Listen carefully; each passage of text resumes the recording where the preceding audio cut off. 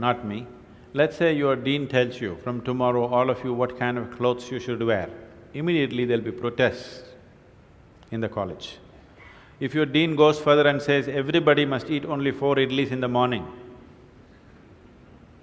if your dean tells you everybody should get up at 5 o'clock in the morning, let's say he put 10 different rules like this, physical things to do, you will think he is trying to convert you into slaves and you will shout and scream for your freedom, isn't it?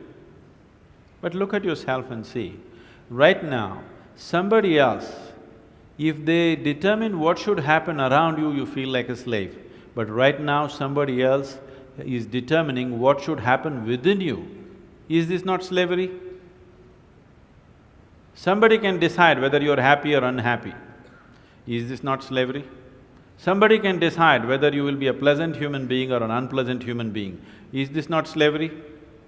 What happens within you, somebody else determines. This is the worst form of slavery, isn't it? Isn't it so? It is just that because everybody is like that, it seems to be normal. It is not. It is not normal. Just because everybody is like that, it does not become normal.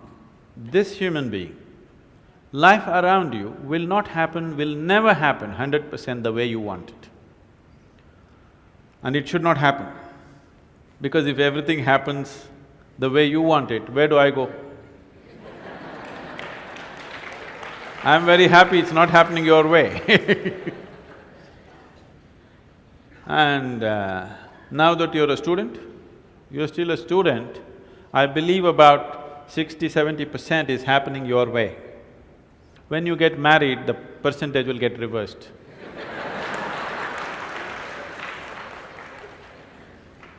We don't know.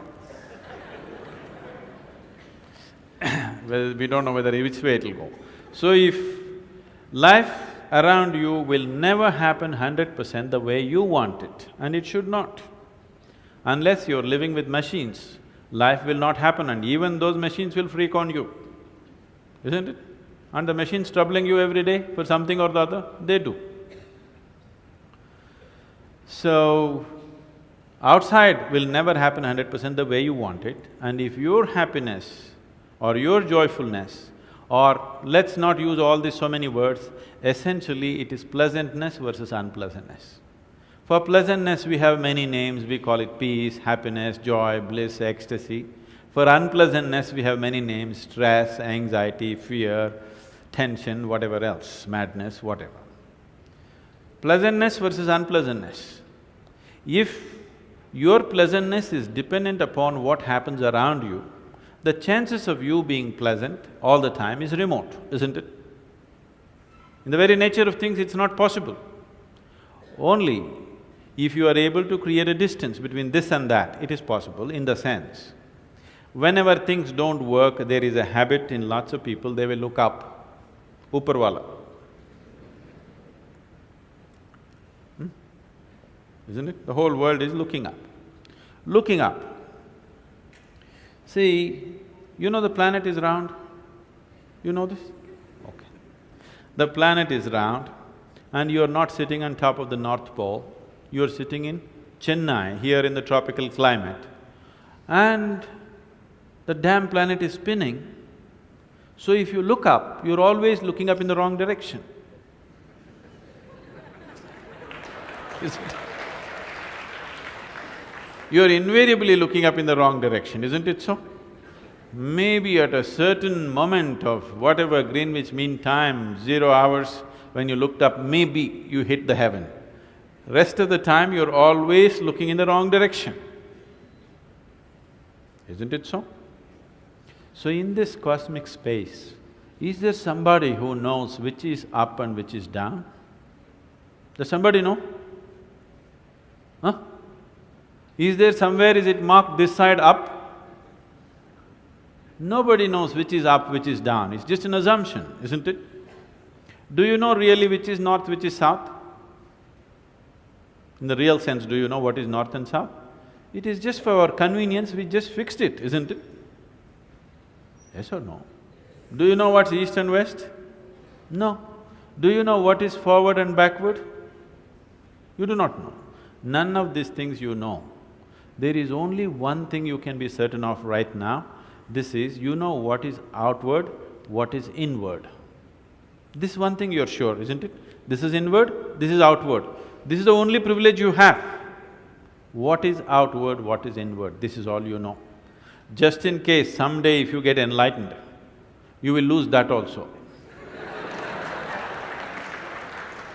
Yes, that's what happened to me.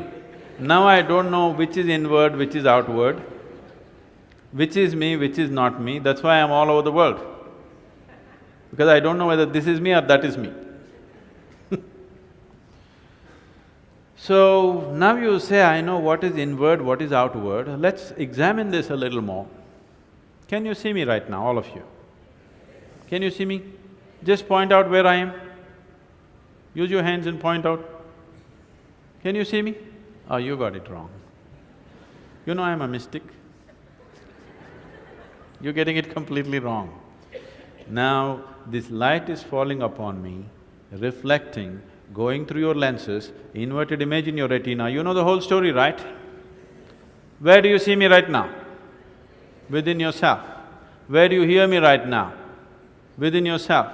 Where have you seen the whole world? Within yourself. Have you ever experienced anything outside of yourself? Everything that ever happened to you, darkness and light happened within you, pain and pleasure happened within you, joy and misery happened within you. Have you ever experienced anything outside of yourself? No. So what I am asking you is, what happens within you? Who should determine how it should happen?